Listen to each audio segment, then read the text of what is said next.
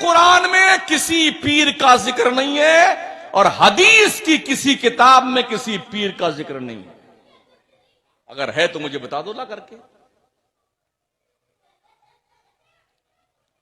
پیری مریدی کا ریزن کیا رہا ہے ذرا اس پہ غور کیجئے. آپ شروع کیجئے سرکار حسن بصری بہت دور کے, غوث پاک کو لے لیجئے. آپ کیا کرتے تھے یہ پیر لوگ؟ خواجہ عثمان ہارونی کو دیکھیے, سرکار خواجہ غریب نواز کو دیکھیے, مخدوم اشرف سمنانی کو دیکھیے, امام احمد رضا سرکار کو دیکھیے. یہ لوگ کیا کرتے تھے مرید کر کے؟ بلڈنگ بناتے تھے, پیسہ اکٹھا کرتے تھے, گاڑیاں خریدتے تھے؟ جی نہیں. یہ لوگ جس کو مرید کرتے تھے نا اسے اللہ کا ولی بناتے تھے.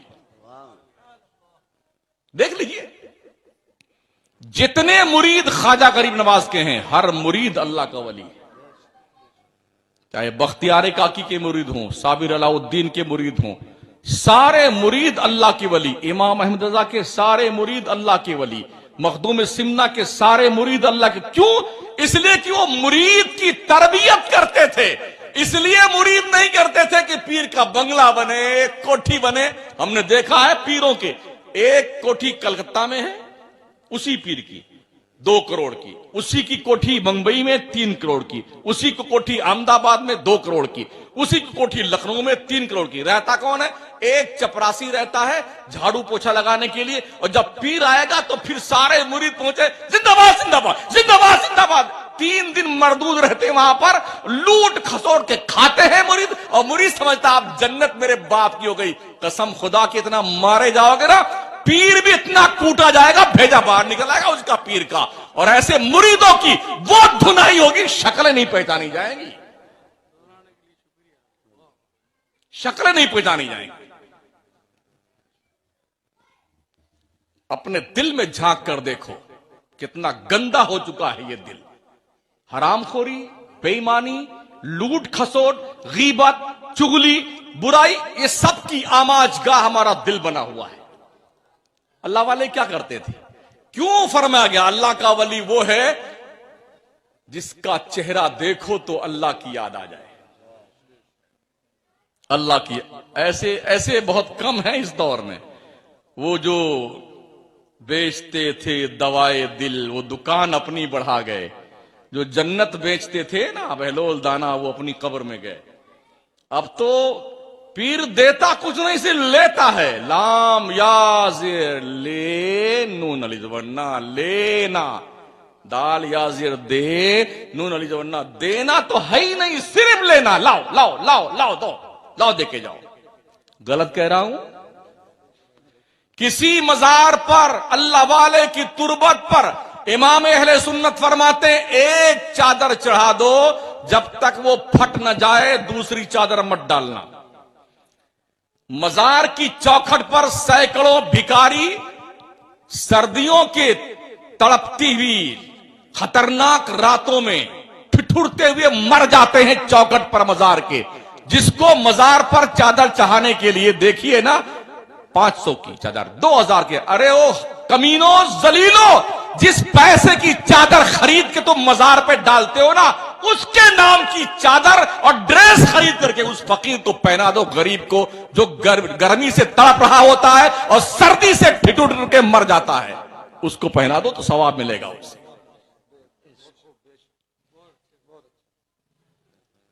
کیا ان بھکاریوں کو نہیں دیکھا جو کھانا کھانے کے لیے قطار میں کھڑے ہیں, لوگوں کا لقمہ دیکھا کرتے ہیں شادی بیاہ کے اور دعوتوں کے موقعوں پر. ہم نے دیکھا ہے جب لوگ پلیٹیں پھینک کر کے اپنا فنکشن ختم کر کے جاتے ہیں نا, درجنوں اور سینکڑوں بچوں عورتوں کو دیکھا ہے وہ پہنچتے ہیں انہی جو کھاتے ہیں نا کیا بولتے ہوتے پلیٹ, اس پلیٹ میں جو تھوڑا بہت لگا ہوتا ہے نا اس کو اکٹھا کر کے سالن اکٹھا کرتے ہیں. جو روٹی کے ٹکڑے پھینک کے آتے ہیں نا لوگ اس کو چن کر کھاتے ہیں. اللہ کا احسان مانو تمہارے پاس چھت تو ہے گھر کی. اللہ کا شکر مانو اللہ تمہیں 3 ٹائم کھلا رہا ہے, تم ٹھونس ٹھونس کے کھا تو رہے ہو اور توند پہ ہاتھ پھیر کر کے ٹرا رہے ہو پورے محلے میں. اللہ کا شکر مناؤ, احسان مانو اللہ کا. اللہ نے تمہارے پیسوں میں غریبوں کا حق رکھا ہے، مدرسوں کا حق رکھا ہے، یتیموں کا حق رکھا ہے، بیواؤں کا حق رکھا ہے۔ میرا نبی فرماتا ہے، او میری امت کے لوگوں، مجھے تلاش کرنا چاہتے ہو تو غریبوں کے بیچ میں تلاش کرو، غریبوں کے بیچ میں۔ نبی فرماتے ہیں غریبوں کے صدقے میں تمہیں روزی دی جاتی ہے، اسی لیے اللہ فرماتا ہے فی اموالہم حق للسائل والمحروم۔ او مالداروں، تمہاری دولت میں، تمہاری کمائی میں محروموں اور سائلوں کا اللہ نے حق رکھا ہے، اسے نکال کے دو غریبوں کو۔ لوگوں نے زکوٰۃ فطرہ تو دیا ہی نہیں، یوں امداد کون دیتا حضرت؟ انہیں امداد تو بڑی مشکل پڑتی ہے، زکوٰۃ فطرہ ہی نکل جائے تو یہی بڑی بات ہے۔ یہ پورے ملک کی بات کر رہا ہوں، پورے ملک کی۔ 2 سال سے پڑھائی کا ستیاناش، کتنی غربت میں مدرسے چل رہے ہیں یار۔ جس دن یہ مدرسے بند ہو گئے نا، نہ تمہاری میت کو کوئی نہلائے گا، نہ جنازہ پڑھائے گا، نہ کلمہ پڑھنا آئے گا، اور ایسے ہی ٹھونس ٹھانس کے لوگ تمہاری قبر میں آ جائیں گے۔ یہ مدرسوں کی دین ہے، مدرسوں کی۔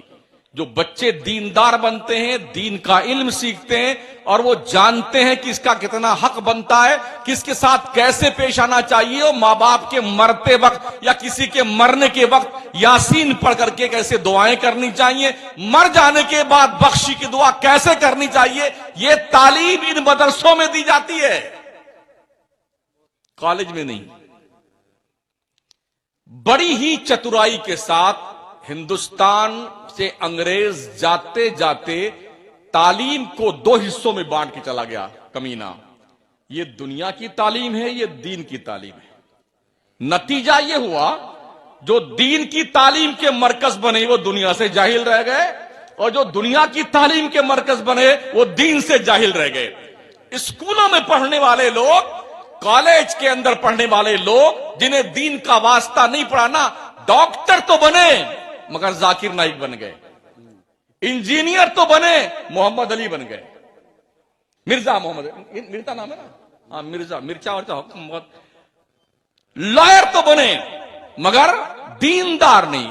ان کو پتہ ہی نہیں دین کیا ہے، مذہب کیا ہے۔ وہ خود ہی اعتراض کرتے ہیں کہ ہمارے نبی نے 11 شادیاں کیوں کی ہیں؟ ابے سورداس پڑھتا تب تو معلوم پڑتا کیوں کی ہیں۔ وہ اعتراض کرتا، مسلمان ایز اے مسلم اعتراض۔ ایک وہ طارق مہتا نہیں، کیا نام اس کا، طارق فتح، ہاں طارق ذلیل ایک ہے دلی میں، وہ بی جے پی کی ناجائز اولاد۔ وہ مردود روز خرافات حرام خور کرتا رہتا، ذلیل کتا، بھونکتا رہتا، اور ایسے دلال مولوی بلائے جاتے ہیں 5,000 روپے، جن کو کچھ بولنا ہی نہیں آتا ہے۔ وہ چیختا چلاتا رہتا، تو لوگ کیا